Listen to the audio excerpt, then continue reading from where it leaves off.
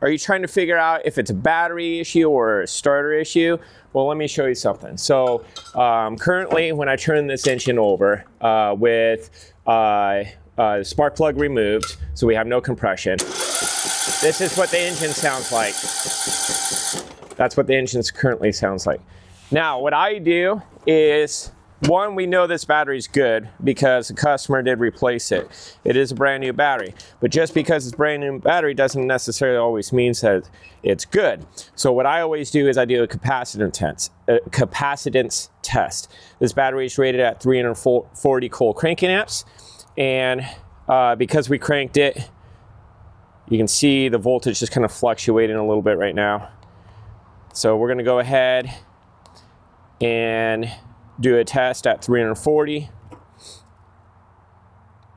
and it's reading at 372 out of 340 cold cranking amps. Right now it shows voltage level 11.76. It's going to fluctuate a little bit because we were just discharging it.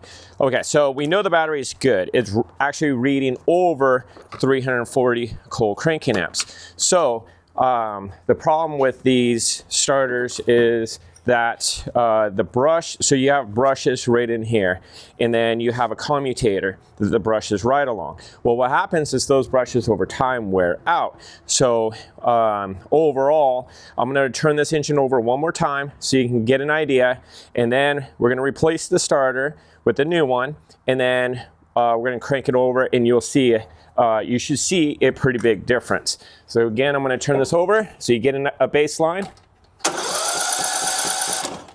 All right, so we'll leave it there. Let's go ahead and replace the starter. So to do that, on this particular one, we're gonna go ahead and disconnect the battery, or not the battery, I'm sorry, the starter. Now you can do this on this one, meaning that you can touch it against here. Doesn't matter because there's no power being sent to this wire currently, because this is directly to the starter, not a starter solenoid. Now, if you had it on a starter solenoid, I would recommend disconnecting the battery. You could do that as a safeguard, but it's not necessary in this case. So I'm gonna go ahead and disconnect the starter wire from the starter. This is the hot wire coming from the starter solenoid when it's activated. Okay, now that we did that, and that was 7/16, we're gonna go ahead and remove this engine cover. So gotta take the two bolts out completely in this case. There's one here, here a little bit. There's one right here. So there's these two bolts.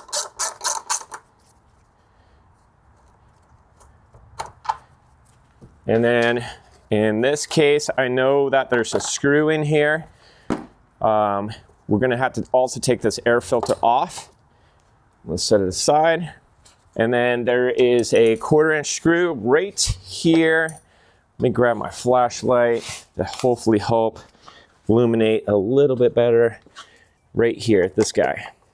And that holds this intake tube up, just so there's less stress being applied. I'm gonna take that off. And then back here, there's 3/8 bolt and another 3/8 bolt on the other side. So we're gonna go ahead and take these out.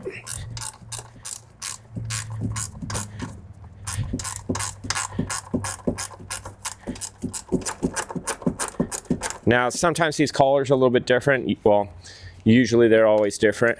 I think the ones in the back, the collars on the bolt are a little longer. In the front, they're a little shorter, and I'll show you what I mean.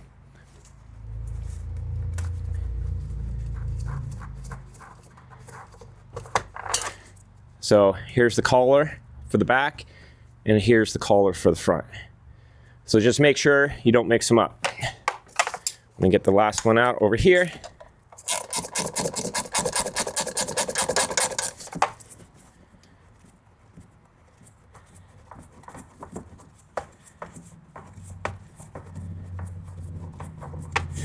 There's the other one. Now we can go ahead and pull this engine cover up and off. Now we have access to the two bolts holding the starter in. The reason why we had to take it off is because this plastic here was covering right here. Okay, so now to take those off, sometimes those can be a little tricky. What I like to do is there's a flat spot on this and a flat spot on here. I try to get it so I have better access by rotating the starter to get better access. So let me grab the appropriate wrench or socket for that. And what I like to use is my 1/4 inch ratchet. It's 1/2 inch, I think. Yep, 1/2 inch. So that one, you can break it loose. And then go over here. This one's usually the harder one. And see, it always kind of a pain. So usually try to break it loose. And then with this one loose, I can kind of pull it back a little bit. But usually I try not to get this one out all the way, or if I do, I pull it back just enough so I can continue getting this one out. And the reason why I leave it in there is just so it doesn't drop or put a whole bunch of strain on this bolt here that I'm trying to get out. So there's that one. And they are usually the same length. I don't remember seeing them any different on these particular engines. And then there's a little piece of metal here. And what that is, it goes on just like that. And all it's doing is holding these 2 wires back. And that actually goes up to the stator underneath this flywheel here for the AC, basically alternator. AC current is being outputted, and then you have a voltage regulator that's providing your DC voltage given that AC voltage. Okay, so here's our 2 starters. One thing that's important is make sure you have the ones that I have. Sometimes people order them and get the wrong part number or whatnot. And one thing you can do is just make sure the teeth are the right amount of teeth. In this case, we have 1, 2, 3, 4, 5, 6, 7, 8, 9, 10, 11, 12, 13, 14 teeth. And let me just double check on this one. So 1, 2, 3, 4, 5, 6, 7, 8, 9, 10, 11, 12, 13, 14 teeth. So they're the same. All right, so now to install this, basically do the reverse of what we did. I'm going to try to get this one just started and making sure that little metal piece is roughly in place. So we're just going to get it hopefully just started. There we go. And the reason why I do that is because if you get it all the way in, you can't pull back enough to necessarily get this one in with a socket. So on here, sometimes usually I'll try to get it in started by hand, because with the socket,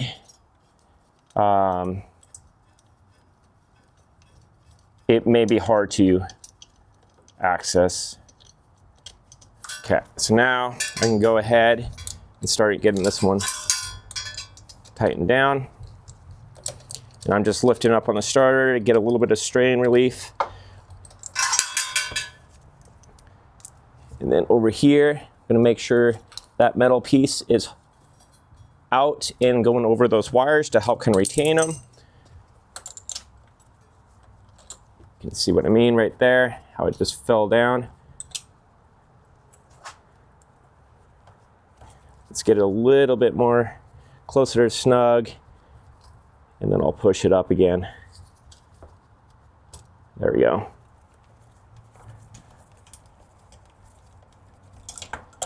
See, now those are in place. Okay, so now we can go ahead and tighten it up all the way. When I tighten it, just get tight and then do a little bit like that. Tight, get it nice and snug, and then a little bit. And you notice I move my hand out so I get a little bit more torque on it. Okay, so now that's nicely mounted. Now we'll go ahead and loosen up this nut here. And now we can reattach our starter wire. And I'm gonna move it up like so to try to keep, so what I do is when I hook up these wires, I try to find the best place to keep it from sticking way out, to get snagged on things. So kind of keep all that stuff in mind when doing yours.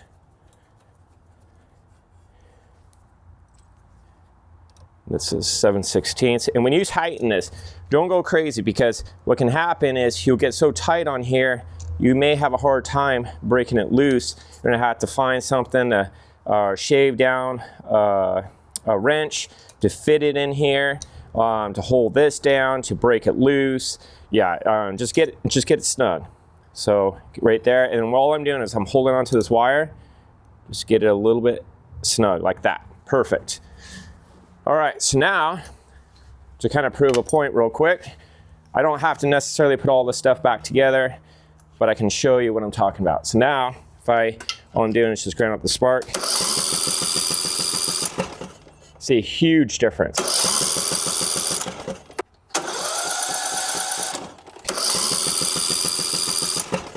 See a huge difference. So now, we can go ahead and finish putting it back together. So to do that, basically, make sure your dipstick too, try not to pull it out. It's easy to do. Just keep it in place. And then this shield, note, see that was bent out and this was bent out. So try to fix that. And that goes in right here, this shield. Make sure you have it in there. It helps for cooling and stuff. It is by design. And then I just make sure it is wedged in its proper position to hold it, just like so. And you can see they're in there like they should. And then making sure your spark plug wire is going through the proper way. And now we can put it back together completely. So, short collars go up here in the front. Whoops. Accidentally pulled it out because I was trying to line this up a little bit. Got to make sure these are in place. Sometimes they can be a little bit of pain, but there we go. All right, so now without pulling on it, get one started, the next one started. Making sure those are still in place.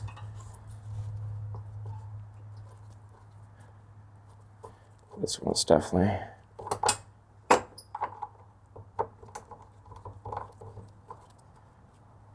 Okay. This one actually doesn't look like it's going in right.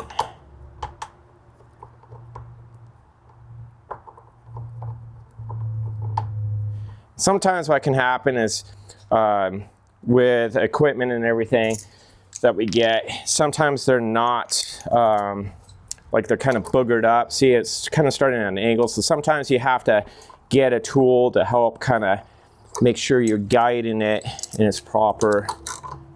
There we go. Okay, so I got that started. Now I get the back two in place.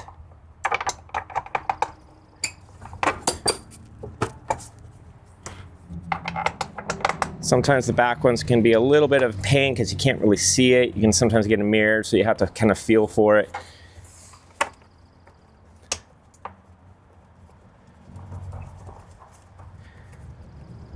But usually if you get the front in place, you can kind of get an idea where the back is.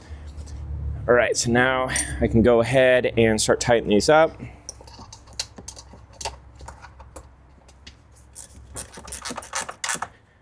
Just snug, you don't have to go crazy. Just holding the engine cover down. Same thing, get in there.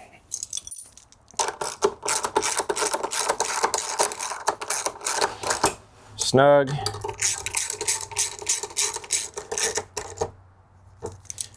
And then we don't forget our small screw over here. It goes right here in the plastic. These, they're just plastic screws. Just take care. Goes right down in like so. And just get it snug. Like, you don't have to go crazy. Like, by all means, you'll strip that out. Then reinstall our air filter. Install our air filter cover. And now, we'll go ahead and reinstall our spark plug that I had taken out.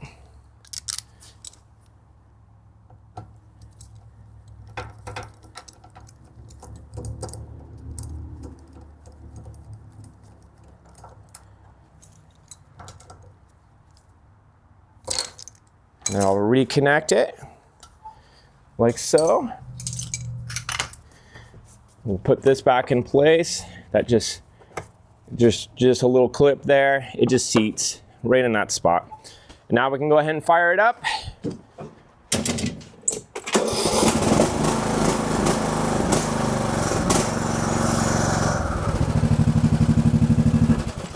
And there we go. So that's how I go about trying to figure out if it's between a starter issue or a battery. Always test the battery, test the capacitance of it. If it's low, if it's weak, that could be the issue why you're having a slow or hard cranking. I've done enough of these that usually what I'll do is I'll pull after I test the battery, I'll pull the spark plug out, crank it over. If it's not cranking fast, that's usually an indicator that the starter is worn out.